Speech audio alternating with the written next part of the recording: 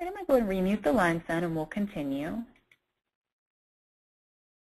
So I'll close this particular guest account. I'm going to just try one more. We'll double click on John Lampros here. Now, John Lampros, to me, is a really good candidate just at a glance for maybe membership at the club. He's been visiting the club since 2007. His last visit was just last week, October 14th. He's visited the club 14 times, once this week, once this month, 10 times this year. And I see immediately who he's coming to the club with. He's coming to the club with Michael Bishop, Rocky Balboa, Jeff Henderson, Larry Bird, and so on. So you can see all of these visits sort of mounting up.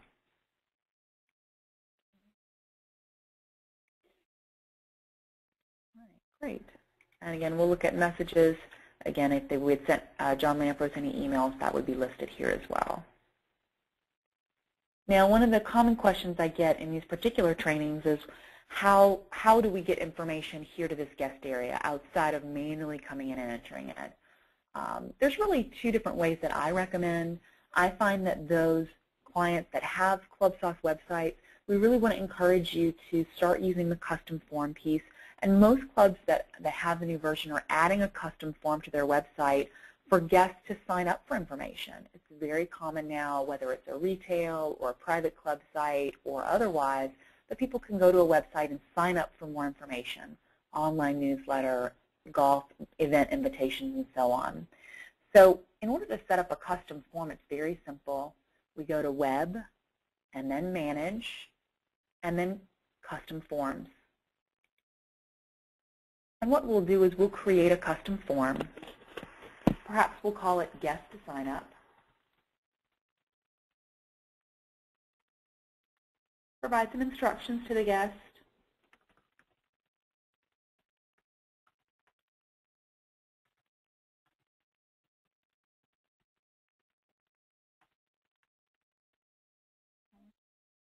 And then we can enter whatever fields we want to collect for our guests.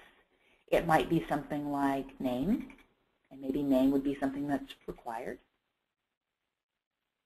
It could be we want to collect, obviously, their email address.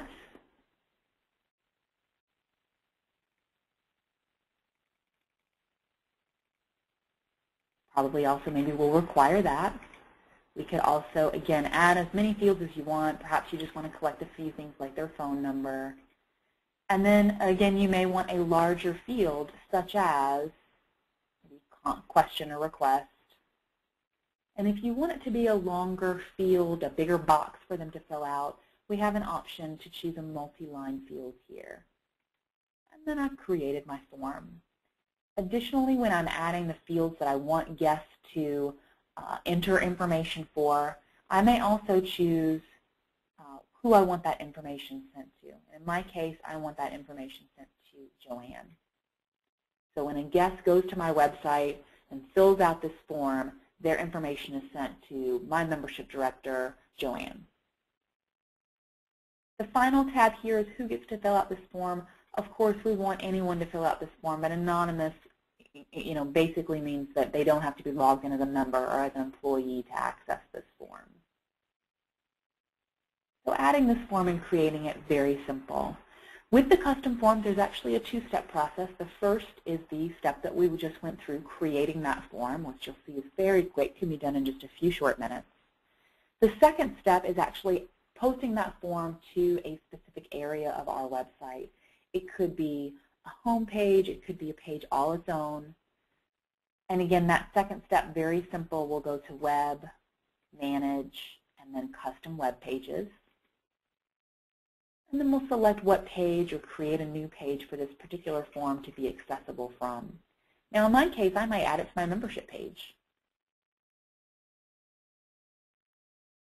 Okay, a little error there. We'll come back to that. But basically, you go to that page and just simply add that form to the page. Okay, so the first method, of course, is collecting guest information through the web, which involves them basically going to your website and signing themselves up.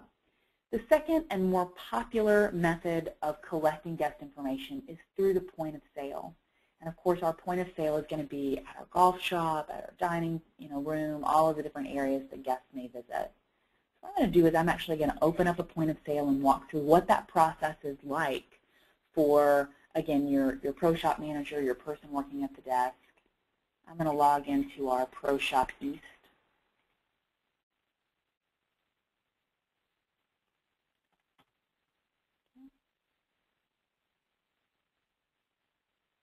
Now when I log into point of sale, if I have a member come in to play golf with a guest, my first step is simply to select the option New Transaction. And I'll choose the member that's bringing the guest. In this case, maybe it is Tanya Mitchell. I did not mean to choose a reciprocal glove guest. Let's try an actual person here. We can choose maybe a weekday guest round. They're coming today on Monday. It's a weekday. And then it'll actually allow me to choose from those guests that are available. And I can start typing. If I'm actually the guest for this person, I can type my name. I see I'm not already in the guest system. I can choose the button here, New Guest, and enter my information here. And you'll see I'm prompted to enter their guest type, their email address, and then phone number information as well. And you can manage what fields that your point of sale, your pro shop, your swimming pool manager, etc., are prompted to fill out. So for some clubs, it might just be their name and email address. For others, it might be their name, email address, and mailing address. For our demo site, we've got name, guest type, email, and then 2 phone numbers. And now I've got my guest, Mike Beckner, and a new guest, Sandy Schmieder. If I go in to do a weekday, another guest fee, and I'm looking for someone that is there, maybe I search for John. I see I've got Tim Johnson, George Johnston, John Lampros. And we'll go ahead and pick on John Lampros here. And then, of course, I can close the ticket, do the quick member charge, etc.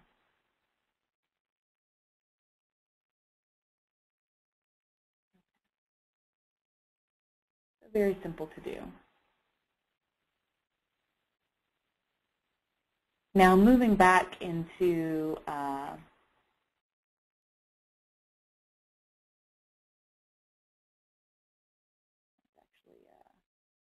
exit the system here. Looking back at our ClubSoft system, again, immediately we have access to see the guests, our 3 guests that we had today, obviously visited the club today, and so on. Now, a couple of things, again, common questions that I get in terms of how do I update what information point of sale collects for guests. It's actually pretty simple. Again, you're going to go under Items, and I can actually look at the items that I have available here. Typically, under those items, you're going to see perhaps an item for guests. And you have the option for a particular area to choose. So let's see here. I'm going to find our guest pass.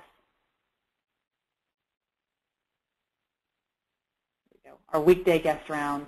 I can open up my weekday guest round, that item on my point of sale menu, and you'll see here I have the option Ask for Guest.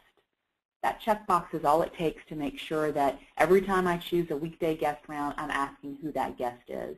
So there's probably several items on your point of sale that might be appropriate for guests. A weekday guest round, a weekend guest round, a guest pass, a guest greens fee perhaps is different from your regular greens fee. Anytime I do that guest charge, I'm actually asking them for the guest information.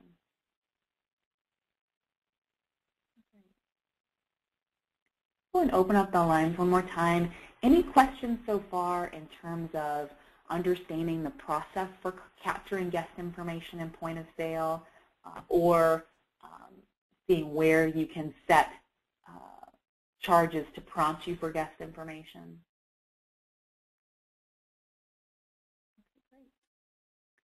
So in terms of what to do leaving this call, I'd really recommend 3 things.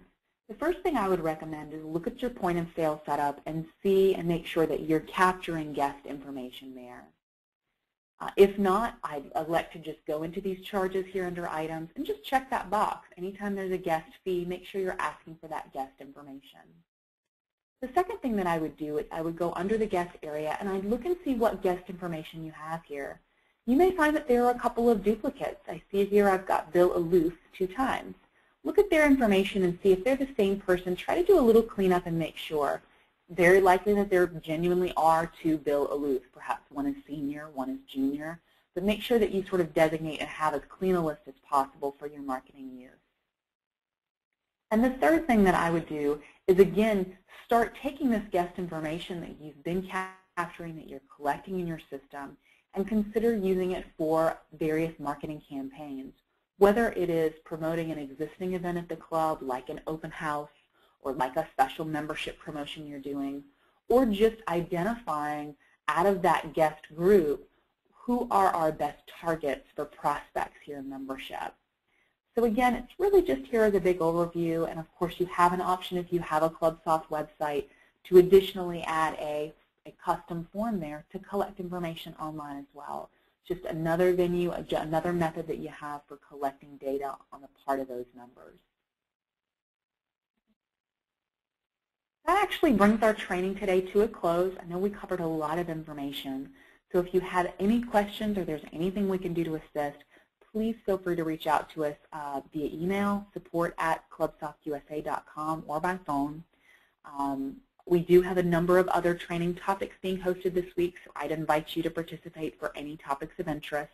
I know we have another call later today and then several others this week. But I want to thank you all for your participation. Again, let us know if there's anything we can do to help, and hopefully this call will help you sort of start generating some marketing and some ideas for taking that guest information you're collecting and really making use of marketing with that data.